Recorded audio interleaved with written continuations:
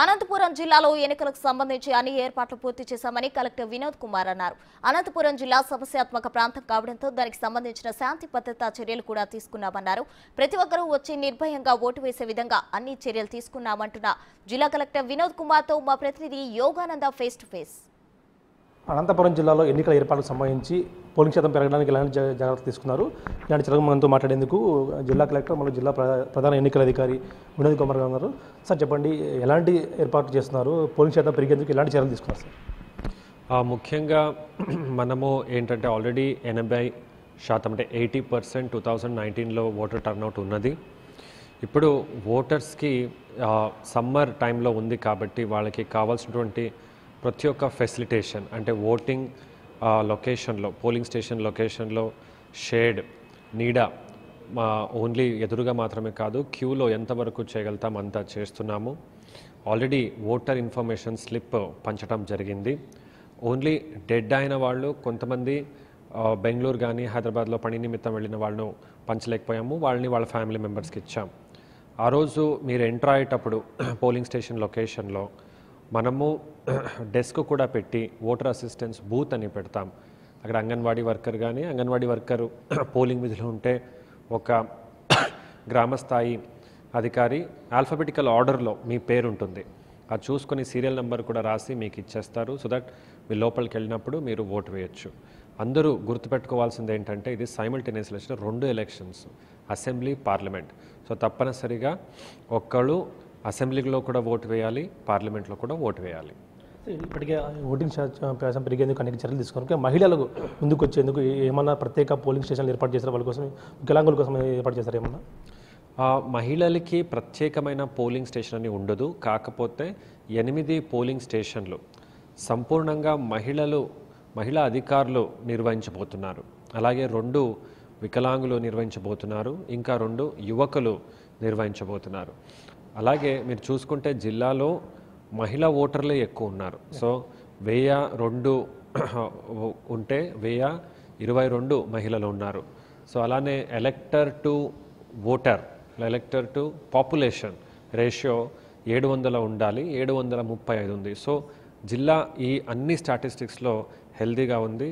నేను ఆశిస్తాను మహిళలు ఎక్కువ సంఖ్యలో వచ్చి ఓటు వినియోగం చేసుకుంటారని. అనంతపురం జిల్లా అనేది క్రిటికల్ ఏరియా, సమస్యాత్మక ప్రాంతాలు ఎక్కువ ఉన్న ఏరియా. ఇలాంటి ఏరియాలో ఎలక్షన్ ఎక్కువ జరిగేది, సజావుగా జరిగేందుకు ఎలాంటి జాగ్రత్తలు తీసుకొస్తారు? ముఖ్యంగా పోలీసు విభాగం నుంచి కానీ శాంతి భద్రతల విభాగంలో కూడా.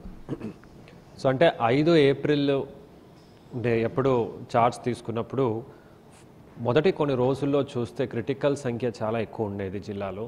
ఇంకా ఆంధ్రప్రదేశ్లోనే అతి ఎక్కువ క్రిటికల్ పోలింగ్ స్టేషన్స్ అని డిక్లేర్ చేయడం జరిగింది. ఇది అరౌండ్ జనవరి, ఫిబ్రవరిలోనే కంప్లీట్ చేయడం జరిగింది. సో వచ్చిన తర్వాత రకరకాల కంప్లైంట్స్, క్యాండిడేట్స్ ఫలానా పోలింగ్ స్టేషన్ అని చెప్తున్నారు, ఫలానా పల్లెలు అంటున్నారు, ఇక్కడ ఇలాంటి ఇష్యూస్ అవ్వచ్చని వరీ లిస్ట్ చాలా చక్కగా వాళ్ళే ఇస్తున్నారు. ఇవన్నీ చూసి మనం ఏం డిసిషన్ తీసుకున్నానంటే జిల్లాలో 100% వెబ్కాస్టింగ్ చేస్తున్నాం. సో మొట్టమొదటి జిల్లా మనది రాష్ట్రంలో 100% వెబ్కాస్టింగ్ చేద్దాము. లోపల బయట 2 కెమెరాస్ ఉంటాయి. సో ఏం జరుగుతుంది అందరూ తెలుసుకుంటారు. అంటే ఎవరైనా ఏమైనా ఇబ్బంది పెట్టే ఆలోచన ఉన్నా సరే you will be captured and action will be taken on you immediately. So గుర్తించారు ఏమన్నా క్రిటికల్గా ఉన్న ప్రాంతాలని ఐడెంటిఫై చేశారు? మనము ఐడెంటిఫై చేశాము, అది కసరత్ కూడా చేశాము. జిల్లాలో సెక్యూరిటీ ప్లాన్, డిప్లాయ్మెంట్ ప్లాన్ అన్నీ కూడా అప్రూవల్ అయినాయి. కాకపోతే అది కాన్ఫిడెన్షియల్ ఇన్ఫర్మేషన్ కాబట్టి మీ అందరికీ నేను తెలియజేయలేకపోతున్నాను.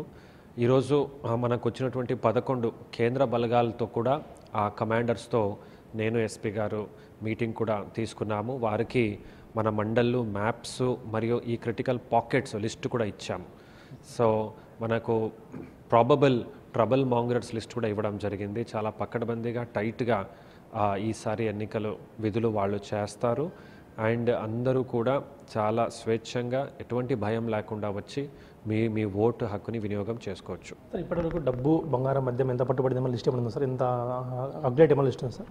35 కోట్ల దాకా సీజర్ చేయటం జరిగింది. రోజు కూడా మనకు బార్డర్లో ముఖ్యంగా కంబదూరు ఉండొచ్చు, కళ్యాణదుర్గం ఉండొచ్చు, బ్రహ్మసముద్రం ఉండొచ్చు. అందులో ఇంటర్ స్టేట్ ట్రాన్స్పోర్ట్ చేస్తున్న వాళ్ళు 400 లీటరు, 90 లీటరు, 100 లీటర్లు సీజర్స్ అనేది జరుగుతూ ఉంది.